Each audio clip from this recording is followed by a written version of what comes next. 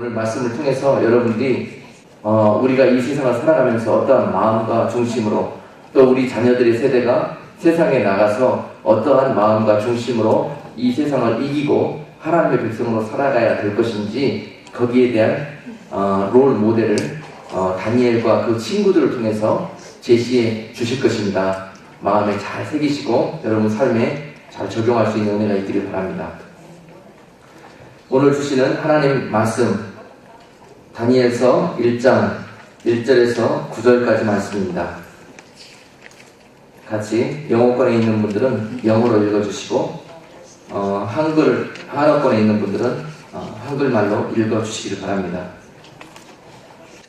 유다왕 여호야김이 위에 있은 지 3년에 바벨론 왕 느부갓네살이 예루살렘에 이르러 그것을 에워쌌더니 주께서 유다왕 여호야김과 하나님의 전 기구 얼마를 그 손에 붙이심에 그가 그것을 가지고 시날 땅 자기 신의 묘에 이르러 그 신의 보고에 두었더라. 왕이 환관장 아스브나스에게 명하여 이스라엘 자손 중에서 왕족과 귀족의 몇 사람 곧 흠이 없고 아름다우며 모든 재주를 통달하며 지식이 부귀하며 학문에 익숙하여 왕궁에 모실 만한 소년을 데려오게 하였고 그들에게 갈대아 사람의 학문과 방언을 가르치게 하였고 또 왕이 지정하여 자기의 진미와 자기의 마시는 포도주에서 그들의 날마다 쓸 것을 주어 3년을 기르게 하셨으니 이는 그 후에 그들로 왕의 앞에 모셔 서게 하려 함이었더라. 그들 중에 유다 자손 곧 다니엘과 하나냐와 미사엘과 아사랴가 있었더니 환관장이 그들의 이름을 고쳐 다니엘은 벨드사살이라 하고 하나냐는 사드락이라 하고 미사엘은 메삭이라 하고 아사랴는 아벤느고라 하였더라.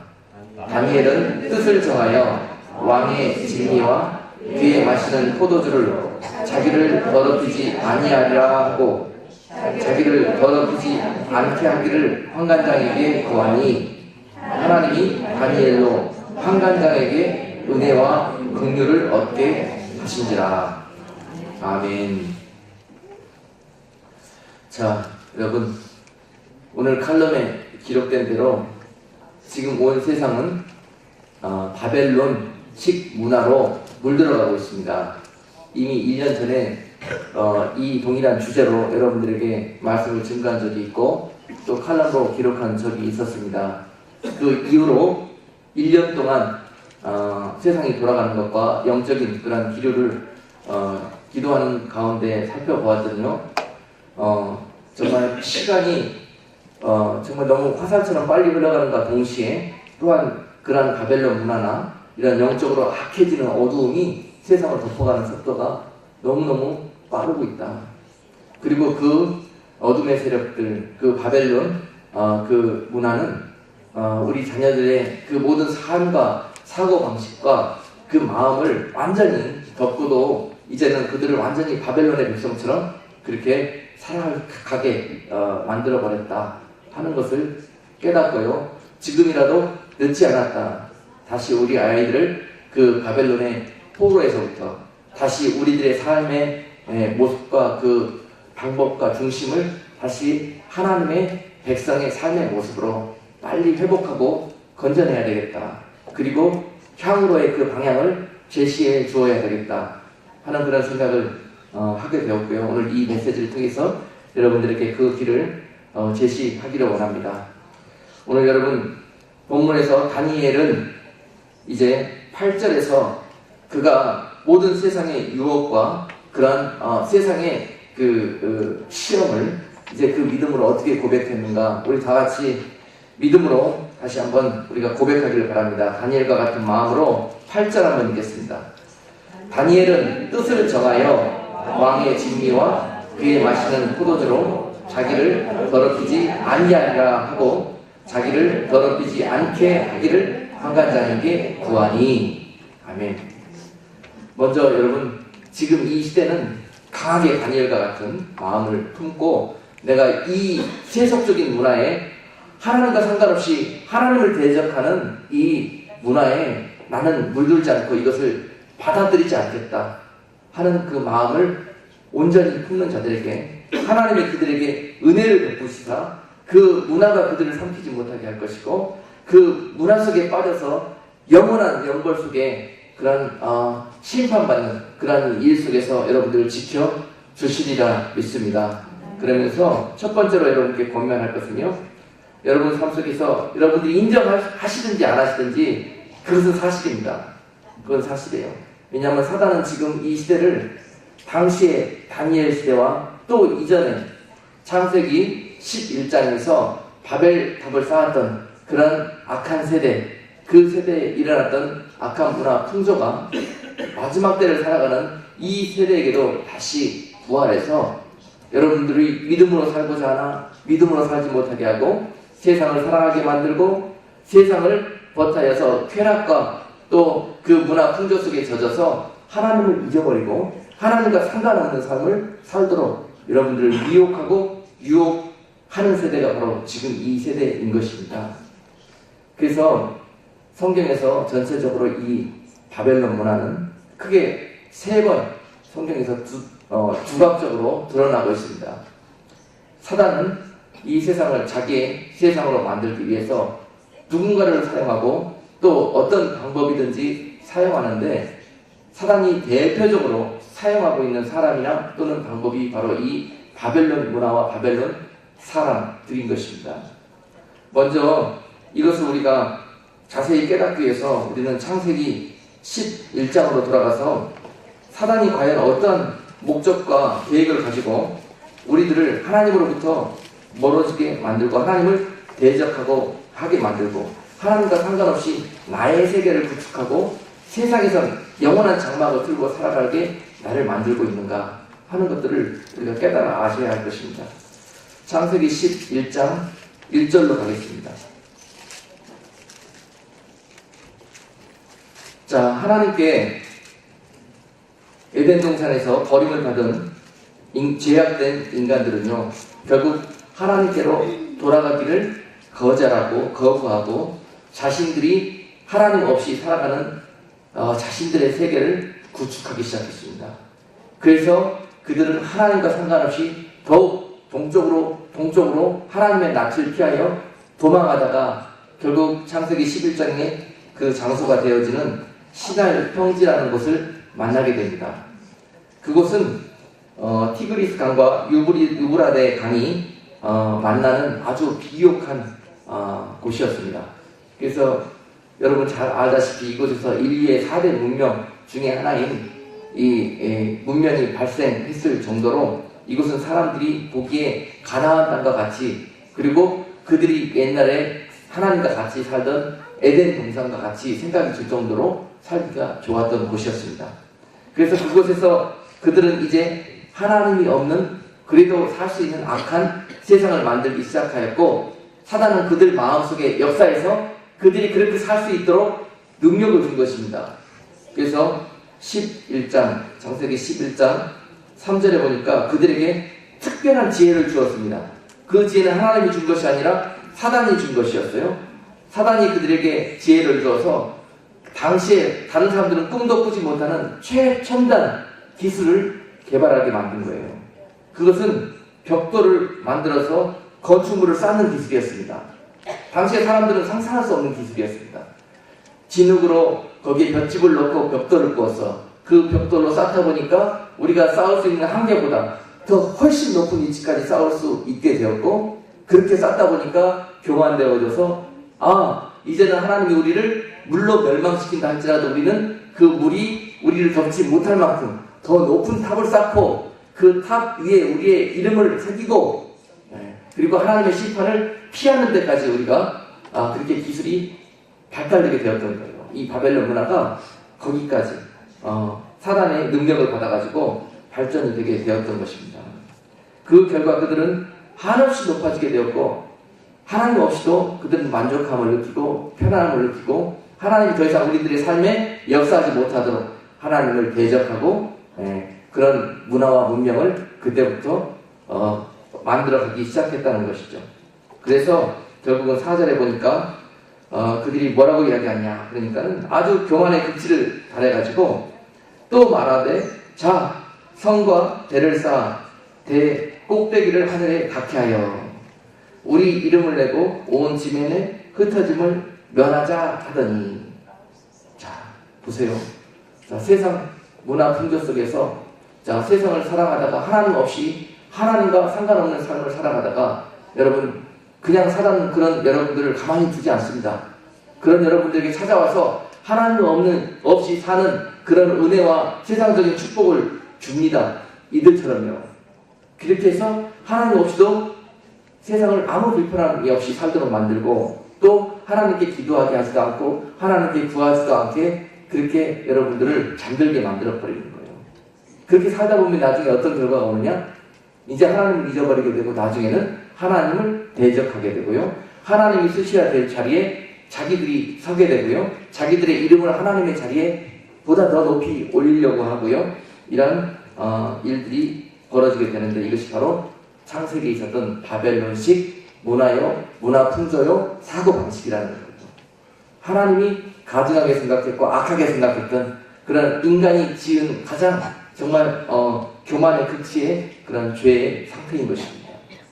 그래서 결국은 그들은 사단의 능력을 받아서 세상에서 꿈꾸지도 못했던 그런 지식을 얻게 되고 거기에 문화가 발달되게 되고 거기에서 정말 그들이 하나님 말고 하나님 없음으로 불안하게 생각했던 부분들을 다시 또 다른 신을 그들이 만들기 시작하는 거예요. 그래서 그곳에 우상의 문화가 싹 틔우게 되어져 있고 바벨론은 수많은 다신주의가 그때부터 발달되게 되어서요. 나중에 바벨론 지역은 우상 숭배의 본고장이 되어버렸던 것입니다.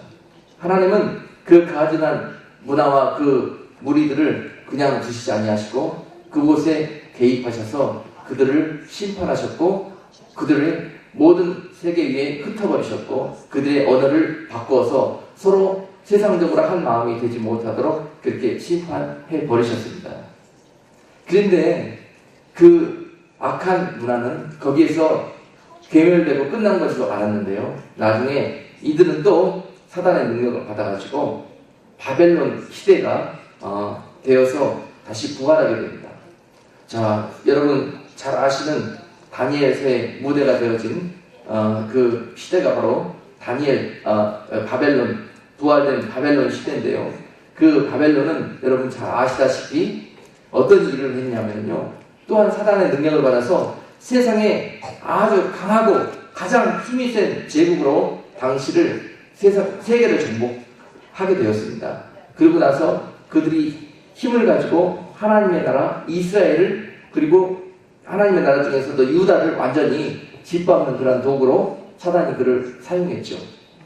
자, 그러기 위해서 그에게 슈퍼내추럴한 파워를 주었습니다. 자, 그 바벨론 왕 느부갓네살은 오늘 본문에서 하나님의 나라 유다를 짓밟고 그리고 그 유다 안에 있는 하나님의 신실한 젊은이들을 포로로 자기 나라로 끌고 갔습니다. 그래서 그때 끌고 간 젊은이들이 바벨론과 및 수많은 젊은이들을 끌고 갔어요. 바벨론으로. 바벨론은 지금 그 지명이 지금 우리가 사용하고 있는 지역에서 이라크의 근처에 있는 부분입니다. 이라크예요.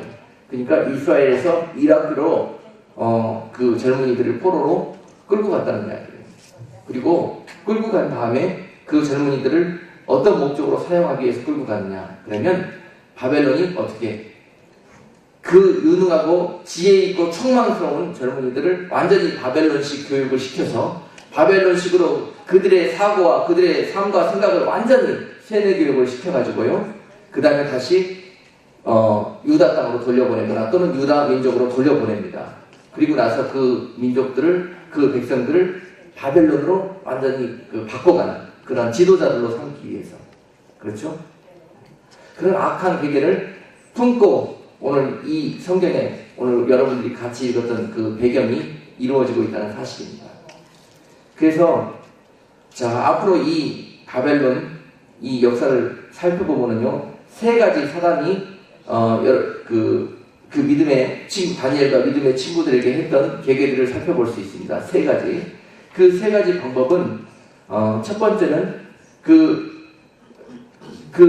사람들에게 첫 번째 유혹하는 것입니다. 유혹하는 거예요. 두 번째는 그들을 핍박하는 것입니다. 그 다음에 세 번째는 그들에게 협박하고 공격하는 거예요. 강압적으로 공격하는 것입니다. 이 세 가지 방법을 통해서 수단과 방법을 가리지 않고 사단은 하나님의 백성과 믿음으로 살고자 하는 자들을 세상에 물들게 만들고 세상의 백성으로 전락시켜버린다는 거죠. 오늘 그 대표적인 모델이 다니엘서에 나와 있습니다. 그리고 이 본문을 우리가 오늘 공부하는 것은 마지막 시대에도 그 부활한 바벨론 문화는 다시 우리 삶 가운데 강하게 역사하게 될 것인데, 그 역사는 지금 우리가 살고 있는 이 시대에 불처럼 일어나고 있습니다. 그리고 당시에 있었던 이 악한 풍조를, 그 계계를 행하고 있는 거예요. 우리에게, 또 우리 자녀들에게. 그래서 당시 다니엘과 그 친구들이 그 모든 공격과 유혹과 핍박을 어떠한 방법으로 이겨냈는지 거기에서 답을 찾아가지고 우리 모두가 오늘 이 시대에도 그들이 믿음으로 그 하나님과의 사랑과 그 신을 지켰던 것처럼 여러분 또한 그 사랑과 하나님과의 끝까지 그 약속을 지켜낼 수 있는 세대가 되셔야 할 것입니다. 첫 번째로 우리가 살펴볼 것은요, 먼저 다니엘서 1장으로 다시 돌아가겠습니다. 이제 그 잡아온 장래가 유망한 유다 청년들 다니엘과 사드락과 메삭과 아벳느고, 이들에게 그 바벨론 나라 왕은 유혹합니다. 첫 번째 쓰는 공격이 유혹하는 거라고 그랬죠. 어떤 방법으로 유혹합니까? 그들에게 이것을 제시합니다. 왕이 먹는 진미, 5절에 보니까 왕이 먹는 진미, 그리고 왕이 마시는 포도주를 그들에게 먹게 할 정도로 그들에게 특별 혜택과 특권을 누리게 해줬다는 거예요. 그래서 목적은 뭡니까? 그들에게 각종의 혜택과 특권을 줘서 그들의 마음을 사로잡기 위한 거예요. 그래서 그들에게 왕이 먹는 음식과 포도주를 마시게 합니다. 이것은 육신적인 그 왕의 진미는 오늘 우리가 먹었던 예수님의 몸 대신 떡이 아니라 세상이 갖고 있는 어떤 공부입니다. 세상이 여러분들에게 복받게 하고 세상이 여러분들에게 잘되게 하고 하는 그런 것들 있잖아요. 그런 것들로 여러분들에게 먹인다는 거예요. 왜냐면 그걸 먹으면 여러분들은 성령 충만하게 되는 것이 아니라 세상에 취하게 되버려요. 오늘 다니엘은 그것을 알았기 때문에 그걸 거절한 겁니다. 오늘 왕이 먹는 진미, 그리고 왕이 마시는 포도주, 주님이 십자가에서 피 흘려주신 포도주를 마시게 되면은 우리의 죄가 씻기고 우리의 영혼이 살아나는, 영생이 회복되어지는 그런 은혜가 있는데, 반면에 왕이 먹는 이 세상적인 이 포도주, 그것을 넙죽 받아 먹어버리게 된다면 우리는 세상에 취하게 된다는 거예요. 그래서 성령 충만을 잃어버리고 하나님과 약속을 잃어버리고 세상 사람처럼 살게 되어져 버리고 세상을 사랑하게 되어질 것을 다니엘이 미리 알았기 때문에 이것을 나는 먹지 않아야 되겠다, 마시지 않아야 되겠다, 그렇게 결단한 겁니다. 그리고 나서 그 마음을 정했다고 그랬어요. 다니엘은 나는 어떤 일이 있어도 이것을 내 생명처럼 지켜가겠다. 그리고 나서 이 뜻을요, 주변에 같이 끌려온 젊은이들과 같이 쉐어한 겁니다. 그 뜻을 가지고 나는 이 마음을 가졌느니 너희도 이 마음을 품을 자들이 누군고 하고 찾아봤더니 그 많은 믿음의 나라에서 가장 책망된 그런 젊은이들 아닙니까? 그때 그 중에서 또 숫자가 얼마인지는 몰랐으나 단 4명만이 사드락과 메삭과 아벳느고와 함께한 다니엘, 이 4명만이 그 뜻에 마음을 합하더라는 거예요. 그렇죠. 그만큼 이것이 쉬운 일이 아니라는 것을 여러분들이 확인하셔야 됩니다. 여러분 잘 생각해 보세요. 세상에 나가가지고 세상에서 여러분들이 꿈꾸는 것들 있잖아요. 그런 것들, 하나님과 상관없이 세상에서 출세하고자 원하는 그런 것들이 여러분 삶 속에서 막 줄 수 있어요. 이것이 근데 하나님이 주신 축복이 아니라 사단이 여러분들을 세상 사람으로 완전히 잠들고 술 취하게 만들기 위해서 주는 유혹일 때가 많이 있습니다. 이것을 잘 분별하셔야 돼요. 그래서 이것이 진짜 하나님의 축복인지 아니면 사단의 유혹인지 이걸 잘 분별하셔야 됩니다. 그래서 오늘 다니엘은 그것을 영적으로 분별하고 오늘 그것을 마음을 굳게 정합니다. 나는 절대 8절에 보니까 다니엘은 뜻을 정하여 왕의 진미와 그의 마시는 포도주로 자기를 더럽히지 아니하리라 하고 자기의 마음을 정한 것입니다. 그리고 정한 것뿐만이 아니라 그걸 선포했죠. 환관장에 가가지고 믿음은 그런 것입니다. 나는 그렇게 하지 않겠습니다. 그러면은 여기서 이런 말을 했을 때 나는 어떻게 해요? 불이익을 당하겠습니다. 나는 또 이 말을 해서 내가 설령 생명의 위협을 느끼는 한이 있고 또는 뭐 어떻게 세상적으로 아주 이렇게 좌천되거나 또는 뭐 아주 여러 가지로 하여튼 나쁜 일을 당한다 할지라도 나는 차라리 내 믿음과 내 사랑 그걸 지켜나가겠습니다 하는 그 고백을 오늘 여기에 담고 있는 것입니다. 자, 첫 번째로 여러분들에게 말씀하기를요. 여러분 세상에 살아가시다 보면 앞으로 사단이 여러분들을 붙들기 위해서 많은 유혹과 많은 왕의 진미와 왕의 포도주 같은 것들로 들이밀면서 여러분들을 붙들려고 할 거예요. 여러분들 생각할 때 이거 웬일이냐 이거 나에게 왜 이런 축복과 은혜가 쏟아지냐 이거 그러면서 기도해보지 않고 아무 생각도 없이 이것을 넙죽 먹고 받아 마셨다가는 큰일 나게 된다는 거죠. 말씀드렸다시피 세상에 취하게 되고 바벨론 문화에 물들어가는 그런 꼴이 되게 될 것입니다. 자, 첫 번째로 사단이 믿음의 사람들에게 이런 방법으로 공격해요. 세상에 우리가 원하는 모든 것들을 막 갖다 줍니다. 해줘요. 그러면서도 우리가 그것을 먹고 마시지 않고 취하지 않으려는 그런 믿음을 보면은요, 그때부터는 작전을 바꿉니다. 사단이 했던 두 번째 작전. 자, 성경을 가지고 계신 분들은 다니엘서 3장으로 가겠습니다. 자, 그가 했던 두 번째 작전은 무엇인 거니? 이제 왕이 3장 1절에 보니까 금으로 신상을 만들어요. 금으로 어떤 하나님, 육적인 하나님을 상징하는 그런 신상을 만듭니다. 그렇게 해놓고 거기에 모든 자들에게 머리를 숙이라고 그래요. 5절에 보니까 느부갓네살 왕의 세운 금 신상에게 모두 절하라 그렇게 명령을 내립니다. 자, 그리고 그 신상에 절하지 않는 자들은 어떻게 하겠다고요? 6절에 보니까 누구든지 엎드려 절하지 아니하는 자는 즉시 극렬히 타는 풀무에 던져 넣으리라 명령했습니다. 즉 이제는 방법을 바꿨죠. 이제 좋은 것으로 회유하면서 유혹하는 것이 아니라 그것을 지키고 이겨낸 사람들에게 그 다음에 어떤 공격이 오느냐 그러면요 이제 반강제적으로 이제 협박합니다. 너희가 금신상에 절을 할래? 절을 하지 않을래? 절을 하지 않는다면 너희를 저 타는 풀무불 속에 내가 집어넣어 버릴 것이다. 그러니 뭐하라? 강제로라도 나한테 절하라는 것입니다. 사단한테 굴복하라는 거예요.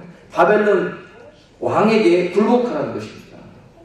자, 믿음의 젊은이들에게 또한 사단은 마지막 때에도 이러한 모습을 요구할 거예요.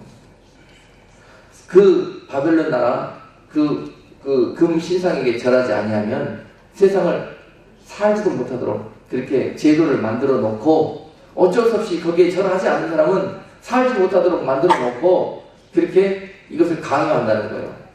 근데 그것을 내 자유의지에 놓지 않고요 듣지 않으면은 그 말을 듣지 않고 명령을 받아들이지 않으면 어떻게 하겠다?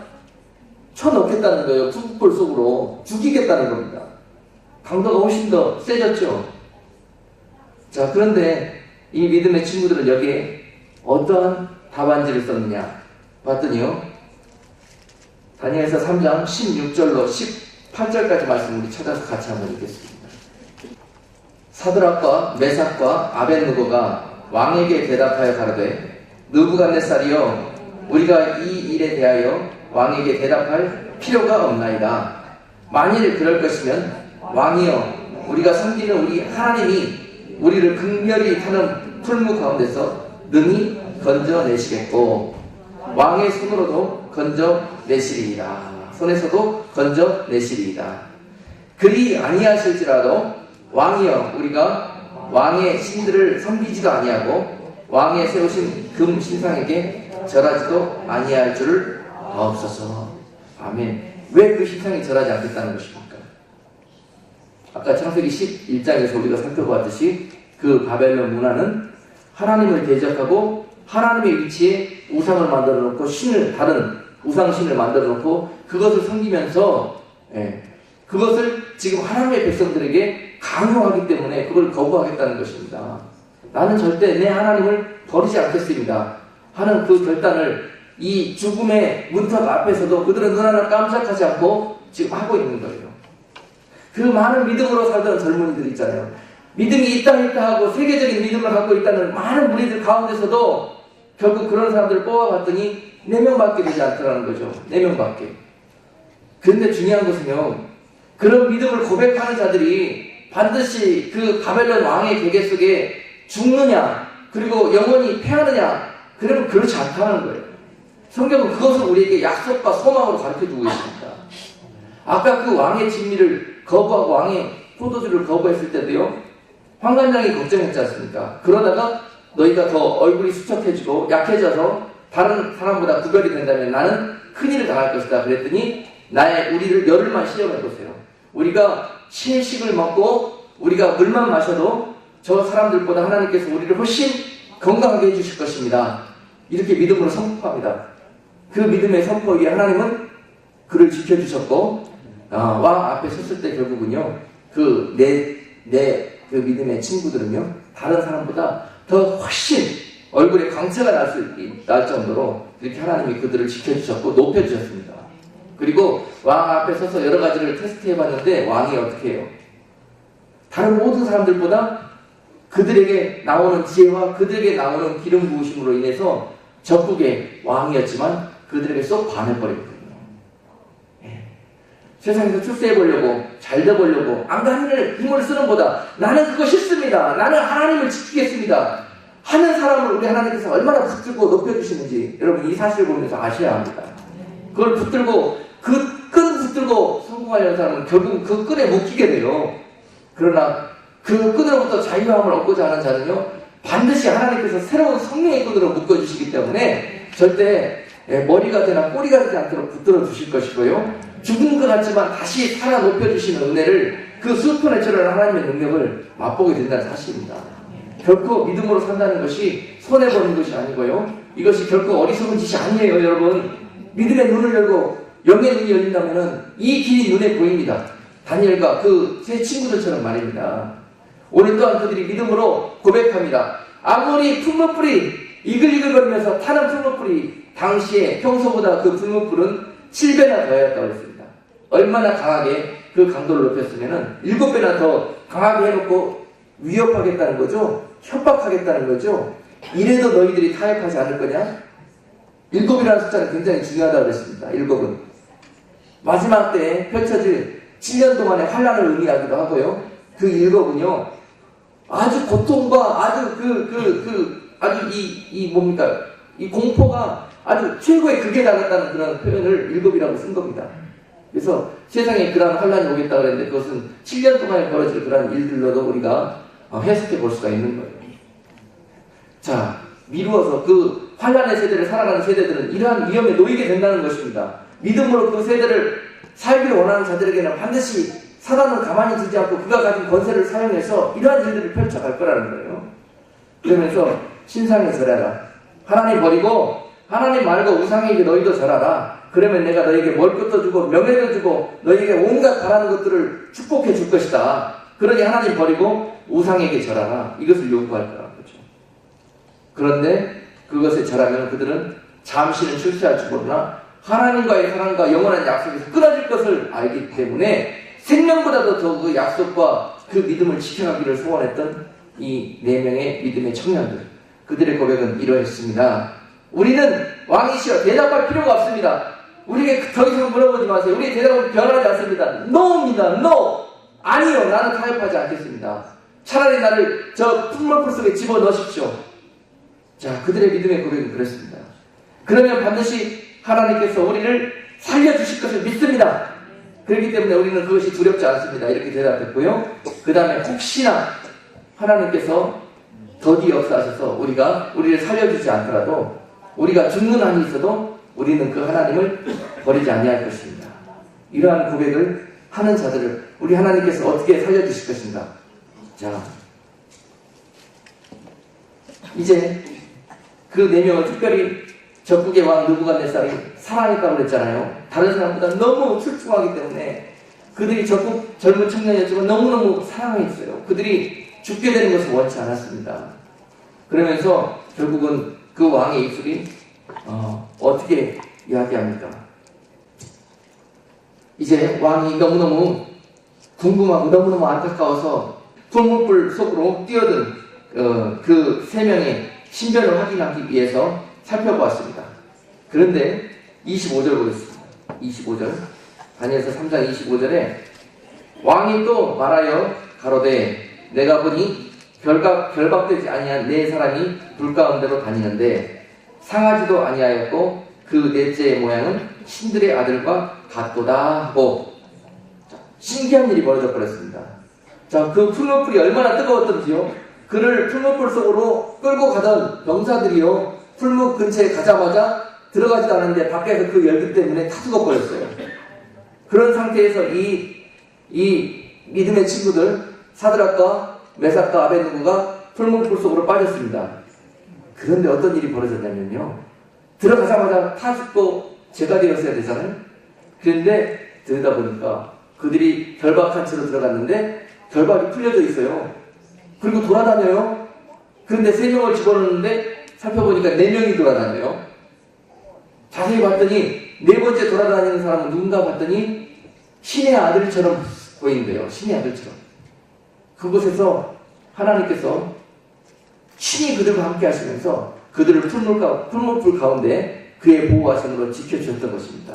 그리고 세상으로 결박됐던 그 끈을 우리 하나님께서 끌어주신 줄로 믿습니다. 그리고 이사야서 43장에서 약속하여 주신 그 말씀, 그것을 그들에게 성취시켜 주셨던 거예요. 우리 함께 이사야서 43장 2절과 4절, 3절 말씀을 같이 한번 읽겠습니다. 이 약속을 여러분들 마음속에 붙드셔야만 돼요. 그래야만 이 유혹과 어려움으로부터 여러분들이 이길 수가 있는 것입니다. 자, 같이 읽겠습니다. 이사야 43장 2절. 네가 물 가운데 지날 때 내가 함께 할 것이라. 강이 건널 때에 물이 너를 침몰치 못할 것이며 네가 불 가운데로 행할 때에도 불이 때에 타지도 아니할 것이요 불꽃이 너를 사르지도 못하리니 대저 나는 여호와 네 하나님이요 이스라엘의 거룩한 자요 내 구원자이라. 아멘. 이와 같은 고백을 하시고 하나님은 나의 거룩한 자요 나의 구원자시요 나의 피난처시요 나의 요새시요 나의 지키실 자시요 하시면서 그 끝까지 생명이 달려있는 그런 위협 속에서도 그 사랑을 고백하고 믿음 가운데 그 마음을 지켜가는 분들에게 오늘 이 믿음의 친구들처럼 역사해 주실 줄로 믿습니다. 죽고자 하는 자는 살 것이요 설령 죽은 것 같으나 반드시 영원토록 다시 살려주실 그 하나님의 약속을 우리가 믿어야 할 것입니다. 그런 분들은 믿음으로 세상을 이길 수가 있습니다. 이러다 혹시 죽게 되면 어떻게 할까? 이러다 혹시 망하게 되면 어떻게 할까? 이러다 혹시 이런 마음을 품는 자들마다 그 유혹과 협박을 피할 수가 없습니다. 그래서 우리가 마지막 때에 바벨론 문화 속에서 물들어가는 이 세대 속에서 어떤 마음을 가지고 신앙생활을 해 나가야 될 것인지 오늘 다니엘과 그 믿음의 친구들 속에서 확실한 믿음의 모델 케이스를 발견할 수가 있는 것입니다. 이러한 믿음의 사람들을 통해서 하나님이 어떤 일들을 행하시는가 보십시다. 자, 3장 27절에 보니까요, 이 바벨론 왕이 이 사실을 보고 나서 너무너무 기쁘고 너무너무 놀랐습니다. 그리고 봤더니요, 불이 능히 그 몸을 해하지 못하였고 머리털도 그을리지 아니하였고 그의 빛도 변하지 아니하였고 불탄 냄새도 없다는 것을 확인하고요, 그 왕이 놀라운 고백을 합니다. 28절. 느부갓네살이 말하여 가로되 사드락과 메삭과 아벳느고의 하나님을 찬송할지로다. 할렐루야. 사단의 괴수가 지금 하나님 여호와를 찬송하게 만든 거예요. 누구를 통해서요? 믿음의 사람들을 통해서 이 일들을 행하시는 거예요. 이것이 하나님께서 영광 받으시는 일입니다. 온 세상이 이 바벨론 문화 속 풍조 속에서 유혹과 그 쾌락과 그 음란함과 그 모든 세상적인 지식과 첨단 과학기술과 그 모든 여러분 우리가 좋아하는 그 문화 풍조 이런 것들에 그 테크놀로지 이런 것들에 빠져들고 있는 상황에서도 그 가운데서 마음을 정하게 지키면서 항상 이렇게 믿음으로 영적으로 깨어있는 자들을 통해서 얼마나 하나님 귀한 일들을 행하시는지 오늘 이 시대에도 이와 같은 믿음의 젊은이들을 찾고 있습니다. 오늘 이 다니엘과 이 믿음의 친구들과 같은 그런 믿음의 젊은이들이 우리 추수교회에서도 차고도 넘치도록 나오기를 주님의 이름으로 축복합니다. 그리고 우리 또한 우리 자녀와 우리들의 세대에서 이와 같은 마음으로 무장하고 이 모든 유혹과 시험과 그 모든 고난 속에서 믿음을 지켜가시는 강한 훈련을 쌓아가야 될 줄로 믿습니다. 마지막으로요, 이렇게 해도 넘어가지 않는 믿음의 사람들을 사단은 어떻게 공격할 것인가 보았더니 다니엘서 6장으로 가겠습니다. 6장.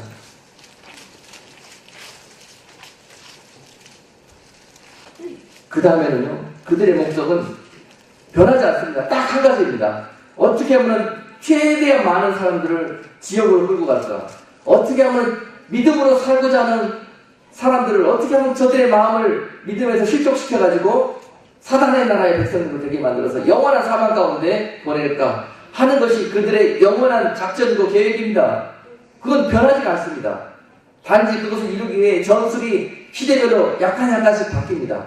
때에 따라서는 떡을 주면서 회유하고 회유책을 쓰기도 하고, 때에 따라서는 강압하게 그들의 권력으로 폭력을 행사하고 위협하고, 이런 전술은 약간 바뀔 뿐이지요. 전략은 절대 바뀌지 않습니다. 세상의 나라 그리고 사단의 나라 백성으로 여러분들을 뺏어가기 위해서 그러는 것입니다. 그렇게 해도 넘어가지 않은 여러분들에게 이제 마지막으로 그들은 이렇게 할 거예요. 트릭을 씁니다. 트릭. 자, 이제 다니엘이 그 트릭을 당하게 되는데요. 다니엘이 날마다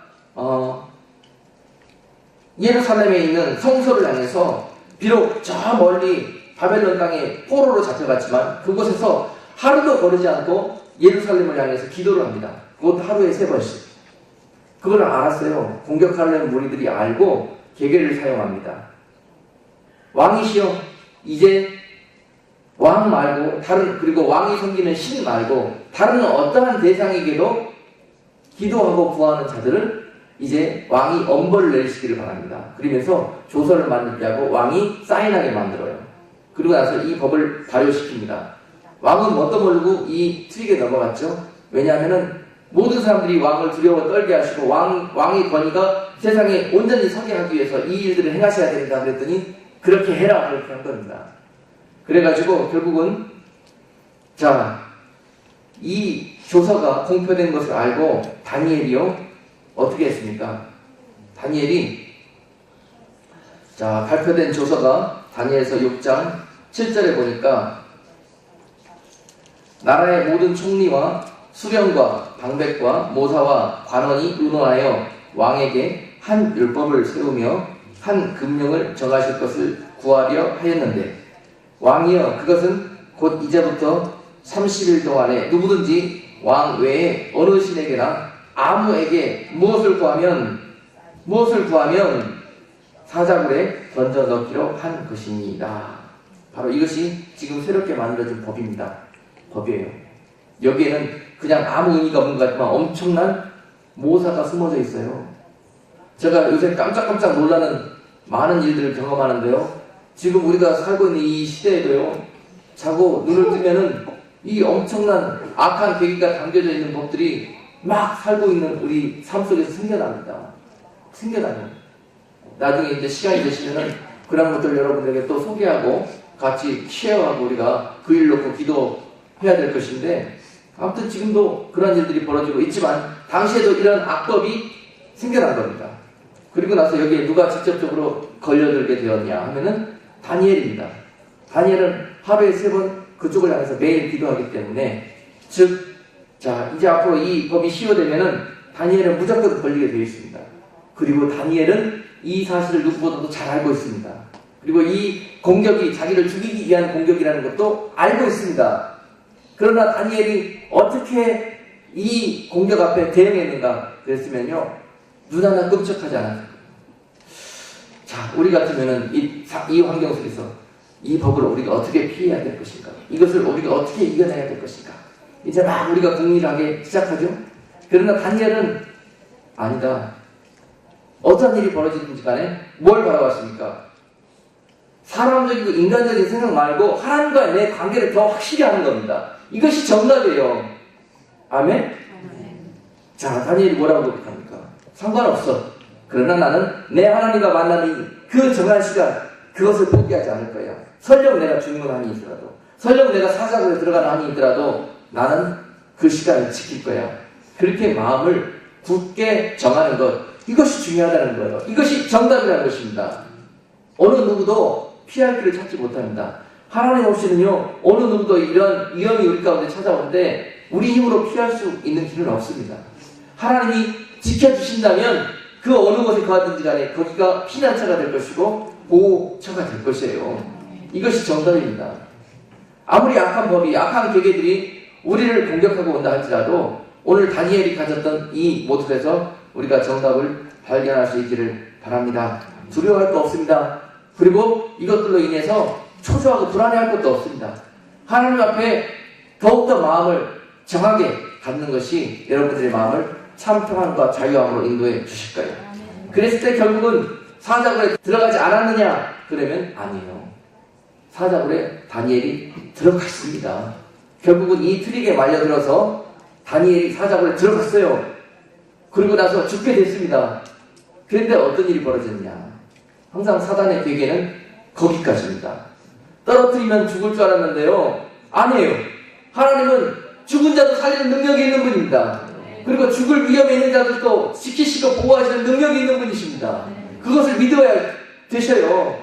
생각으로만 믿는 것이 아니라 진짜 삶 속에서 믿을 수 있는 그런 믿음이 되셔야 합니다. 마지막 때 그런 믿음으로 무장한 자들이 세상을 초월할 수 있고 이런 하나님의 은혜와 능력을 맛보게 되는 것입니다.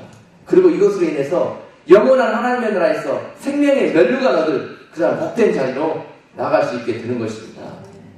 결국은요, 하나님이 다니엘을 죽게 만들어 두지 않았습니다. 사자 굴 속으로 떨어진 그 다니엘에게 행여나 사자가 그를 해할까봐 먼저 달려가셔서 그 사자의 입을 봉해버리셨고 사자가 거의 그 애완 강아지처럼 그렇게 만들어버리셨죠. 놀라운 일이 벌어졌습니다. 그리고 다니엘을 사랑했던 그 왕이 이제 굴 속에서 어떤 일이 벌어졌는가 다음날 가봤더니요, 사자하고 다니엘하고 살아서 놀고 있네요. 어찌 이런 일이 벌어졌습니까? 놀라운 일이 벌어졌습니다. 그리고요, 이제 보십시다. 하나님께 영광 돌리는 것이 어떤 모습인지 믿음이 있는 자만이 하나님께 영광 돌릴 수 있습니다.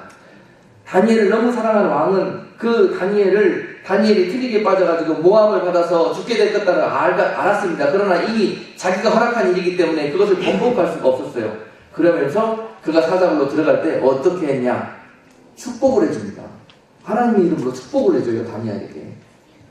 16절, 다니엘서 6장 16절. 이 왕이 명함에 다니엘을 끌어다가 사자굴에 던져 넣는지라. 왕이 다니엘에게 일러 가로되 너의 항상 섬기는 내 하나님이 너를 구원하시리라. 아멘. 자, 이 왕이 얼마나 믿음이 생겨버렸어요. 옛날에 경험을 했잖아요. 풀 속에서도 건져내시는 하나님이 사자굴 속에서 왜 너를 건져내지 않겠느냐. 그러니까 어떻게 해요? 참 이게 엄청난 하나님의 영광이 나타나는 그런 현장입니다. 그리고 나서 이 왕이 18절에 보니까 궁으로 돌아가서 밤이 맞도록 금식하면서 그 앞에서 기약을 멈추고 침수를 패하고 어떻게 했겠어요? 하나님께 기도하지 않았겠어요? 내 사랑하는 종 다니엘을 살려주십시오, 하나님. 이런 일들이 벌어졌거든요. 자, 여러분 여기서 이런 모델을 발견하셔야 돼요. 믿음 있는 자들은 결국은요, 자신의 믿음으로 인해서 자신의 영광의 길에 이르지만은 그 믿음으로 인해서 또한 하나님의 나라에 얼마나 귀한 일들이 벌어집니까? 적국의 왕이 될지라도 하나님의 이름을 그를 통해서 믿게 하고 듣게 하고 기도하게 만들어버리잖아요. 믿음의 사람들을 통해서 마지막 때도 이러한 일을 하실 것입니다. 믿음이 있다고 하면서 오늘 여러분 그 믿음, 자기 유익만 구하고 자기 살 길 궁리만 하는 그런 용도로 사용하지 마시고요. 끝까지 하나님의 이름을 걸고 생명 다해서 그 믿음을 지켜가려고 하는 여러분 모습을 통해서 여러분 주변에 있는 사람들이 나도 저처럼 믿음으로 살면은 저처럼 큰 은혜와 능력을 얻는구나 하는 이런 것들을 간접 경험하면서 우리 모두가 믿음 안에 거하면서 이 마지막 때에 사단의 놀라운 이 전천후 공격, 그냥 지상, 육지, 바다 할 것 없이 그냥 융단 폭격을 합니다. 바벨론 문화를 통해서. 자, 여러분들에게 시간이 좀 갔지만 10분만 더 할게요. 너무너무 중요한 메시지고 우리 아이들에게 메시지를 전할 수 있는 기회가 없기 때문에 지금 좀 시간을 들여서 이 메시지를 전하고 있습니다. 근데 여러분들 너무너무 말씀 듣는 에디터가 좋네요.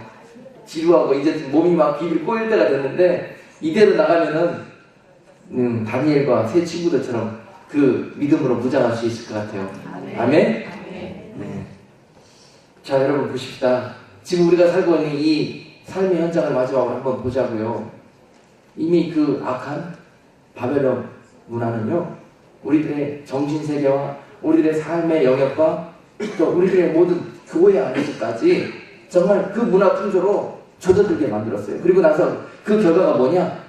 하나님 상관없어요. 예배하는 시간 상관없어요. 예배하러 나가기도 싫고 나는 그냥 컴퓨터 하고 싶어요. 나는 저 TV 프로 너무너무 좋아요. 저거 보고 싶지. 차라리 예배하는 시간 아이 또 됐네.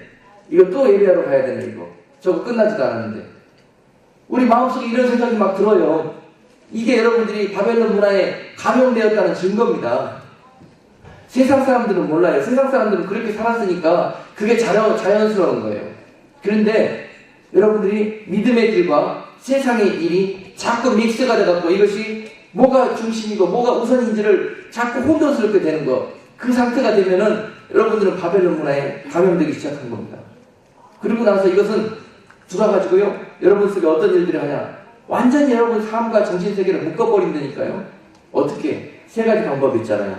좋은 거 주고 먹여주면 막 공급해줘요. 컴퓨터 사주고 좋은 영화 보게 해주고 좋은 대학 가서 아주 세상에 가장 뛰어난 기술과 학문과 이런 것들로 익히게 만들어줘요. 그리고 정말 그거 할 수 있는 모든 세상의 그 유익, 여러분들이 좋아하는 그 유혹하는 대상들을 갖다 줍니다. 그렇게 해줘요. 그러면서 여러분들은 그 첫 번째 공격에 다 이미 타협해버리고 져버렸어요. 많은 세대가 그러고 있습니다. 인정하십니까? 인정해요. 우리는 그것 바라보면서 살고 있어요. 걔가 계속 주실 줄 아십니까? 몇 번 줬다가요, 여러분들이 그 낚싯줄을 물게 되면 그 다음부터는요, 안 줍니다. 그 다음부터는 끌고 다니면서요, 여러분 목에 칼을 들어요. 칼을 들면서 이제 내가 너를 잡아야 되겠다. 너를 죽여야 되겠다. 그러면서 좋은 거 주고 먹여주고 이렇게 하고 나를 복주고 유익하게 만들기 위해서 그러는 것 같지요? 아니에요. 목적이 여러분들을 유혹해서 끌고 오기 위해서 그런 것 뿐이에요. 끌고 왔다 싶으면 그 다음부터 칼을 드는 겁니다. 죽이려고. 그렇기 때문에 여러분들이 영적으로 끝나요. 그러기 전에 빨리 그 악한 바벨론 문화 속, 그 물들어 있는 감염되어 있는 그 풍조 속에서 자르셔야 됩니다. 믿음의 칼을 들이켜서 그 악한 그 여러분들이 결박하고 있는 그 삶을, 그 생각을, 그 마음을 자르셔야 돼요. 그것이 살 길입니다. 아멘? 아멘. 우리 젊은 우리 유수들 여러분 아시겠습니까? 이미 여러분들의 삶은 이미 여러분들이 생각지도 않은 상황에서 이런 것들이 여러분들을 유혹하고 공격하고 있어요. 이미 여러분 주변에 그런 것들로 가득 차 있어요. 술이, 알코올이, 또 마약이, 또 음란물이, 또 뭡니까? 컴퓨터 게임이, 또 뭡니까? 각종의 이런 여러분들이 그냥 푹 빠지게 만들고 탐닉하게 만드는 대상들이 인해서 우리 아이들이 그게 빠져들고 있잖아요. 거기에 빠져들면 말씀 읽을 시간도 없고 마음도 없어집니다. 그리고 주일날 교회에 나오는 것도 싫어집니다. 뿐만이 아니에요. 여러분 바벨론 문화의 대표적인 것은 그러한 것들이고요. 두 번째는 첨단 과학 문명 문화 풍조입니다. 그래서 바벨론 문화에 물든 땅은요 세상적으로 가장 문화의 꽃이 핍니다. 발달이 돼요. 최첨단으로. 그래서 지금 우리가 살고 있는 이 시대도 보면은 첨단 우주 과학 기술이 그게 다 달해있습니다. 이제 감히 우리가 저 우주에 별을 가고 달을 가본다는 생각은요 상상치도 못하는 시절이었는데 그것이 우리 현실 앞으로 다가와 있잖아요. 그러면서 하나님께서 저 별을 지으시고 세상을 창조하시고 하는 이런 모습을 이런 소리를 들을 때 우리 마음속에 어떻습니까? 이제는요 어느 종교에 그 소리 듣고 제가 깜짝 놀랐습니다. 예, 뭐 세상에 다 알려진 이야기니까 한국에 이제 로마 캐톨릭 수장이었던 그 추기경이 죽고 나서 새로운 추기경이 세워졌잖아요. 근데 그분이 공개 석상에서 그런 이야기를 해요. 공개 석상에서 세상은 하나님이 창조한 것이 아니라 빅뱅에 의해 가지고 이 지구가 태어났다 이렇게 이야기해요. 놀라운 사실입니다. 그 바벨론 문화의 극치가 이게 보여지는 사건이고요. 그것이 세상에 있는 것이 아니라 교회 안에까지 오게 되었다 이겁니다. 지금 우리가 살고 있는 시대가 그래요. 그리고 난 다음에 뭐 합니까? 그 의도가 뭡니까? 바꿔요.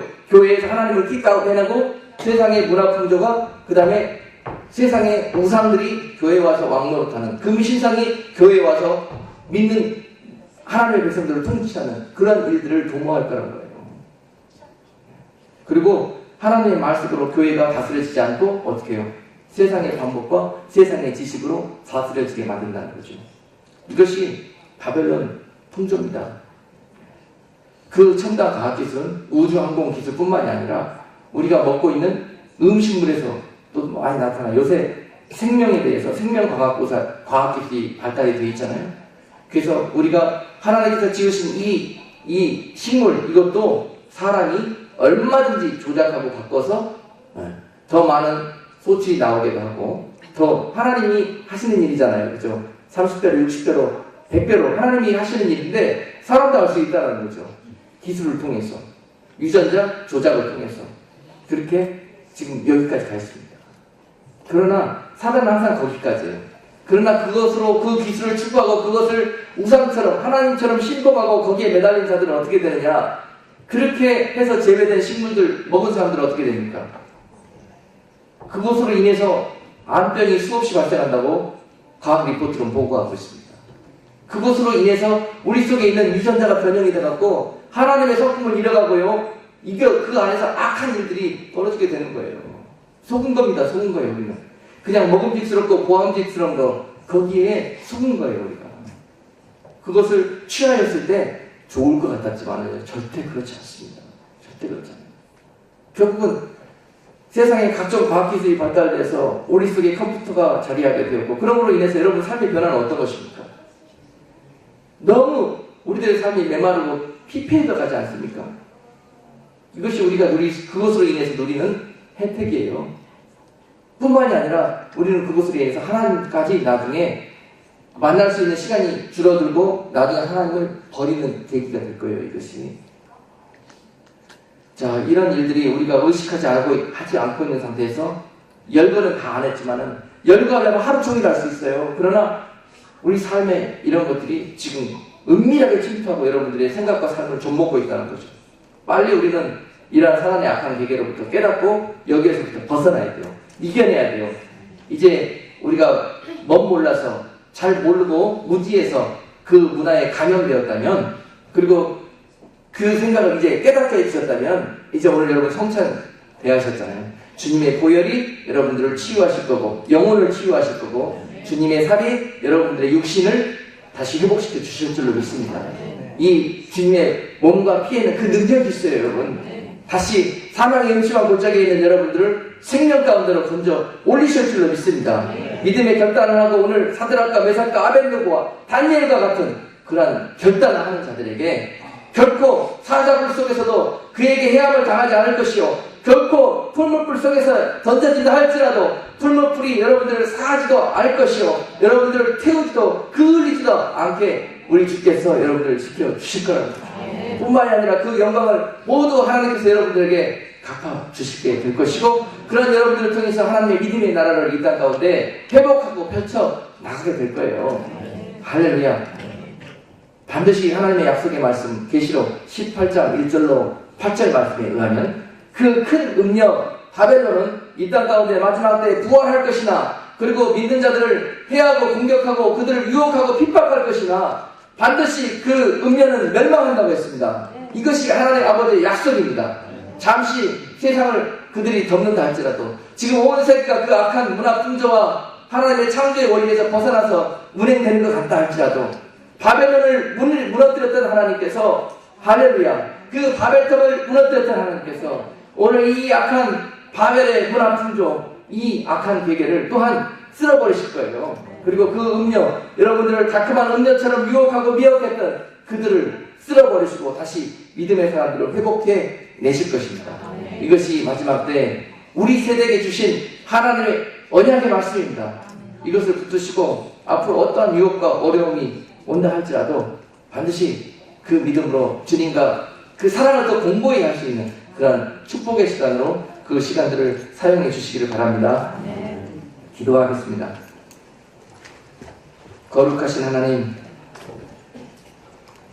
오늘 참으로 모든 영광을 받게 합당하신 우리 하나님께서 오늘 믿음의 사람 다니엘과 그 친구들을 통해 우리 아이들과 또 저희들에게 오늘 이 약한 음녀 바벨론이 득실거리는 이 시대에서 어떠한 믿음의 자세와 마음으로 살아가야 될 것인지 아버지 우리의 모습을 바라보게 하셨고 그 방향을 우리에게 제시하여 주신 줄로 믿습니다. 하나님이면 됩니다. 하나님께 피하면 됩니다. 하나님 그 마음이 하나님께 확정되기를 원하오니 어떤 공격과 어려움 속에서도 흔들리지 않게 하시고 정한 마음이 되어서 하나님께 이 귀한 믿음의 고백을 할 수 있는 우리 성도님들 다 되게 해 주옵소서. 예수 그리스도 이름으로 감사하며 기도하옵나이다. 아멘.